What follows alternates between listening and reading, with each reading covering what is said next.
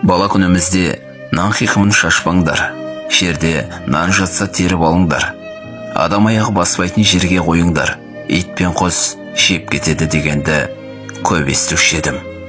Үлкендердің айтқаны заң еді ғой, бұлжытпай орындайтынбыз. Нанның қиқымын жеп отырған кішкентайларды көрсе, үлкен әжелеріміз мана бүлдіршіннің болашағы кемел бай болады, қол ашық дәулеті тасыған болады деп жоритын. Мұны есіме түсірген тұңғыш қызым кеше аялдама маңынан нан үзімін тауып алып биіктеу жерге қойды. Қарап тұрып марқайып қалдым. Байқасам өзім ешқашан ол қыздарыма нанның қадірі туралы айтпайды екенмін. Жаныма жақындап келді де, нан қиқымын шашпаңдар, жерде жатса баспаңдар, теріп алып қастерлеп торғайларға тастаңдар деп бетіме қарап күлді. Сөйтті де, анашым, нан қиқымын жесе адам бай бола ма? Тап сол кезде жауап бере алмадым.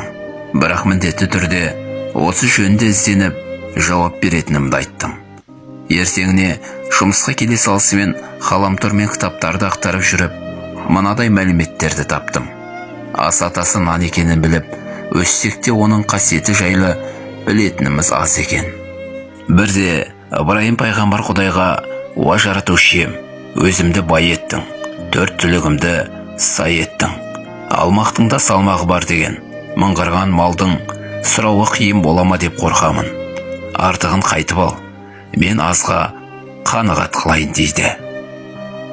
Алла оған: «Ей Ыбырайым, берекем қашып, малым сарқылсын десең, бұдан бұлай нанды отырып емес, аттың үстінде же.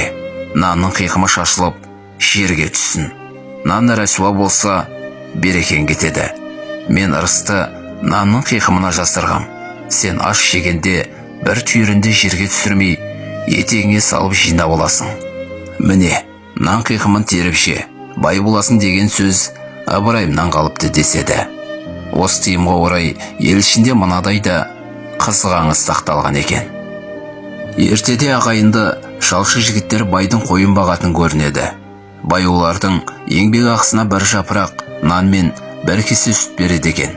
Бір күні ағасы нан жеп отырып, оның қоқымын жерге түсіріп алады. Ысырап болды ғой деп нанды іздей бастайды. Кеш батып қасқарайып қалған кез екен. Ол нанның қоқымы түскен жерге таяғын қадап кетеді де, ертең жарық кезде келіп тауып алармын деп ойлайды. Ертесіне келсе, таяғы қап-қатты ауыр темірге айналып кетіпті.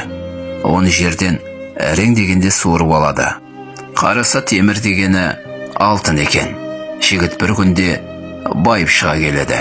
Ертесіне інісі қалай байығанын сұрайды. Ағасы болған жайтты айтып береді.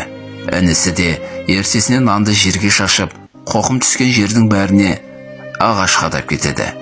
Таңертең келіп қараса, ағаштары алтынға емес, сом темірге айналыпты. Ниетінде кінәраты бар інісі ақ жүрек ағасы сияқты бай бола алмапты. Біздің қазақ нанды қастерлеп қадірлеуі сондықтан болар. Бар байлықтың, құт пен ырыстың бәрі нанда екенін, дастарханыңда нан болса сен байсың деп бір ауыз сөзбен жеткізген ата әжелеріміз көреген ғой шіркін.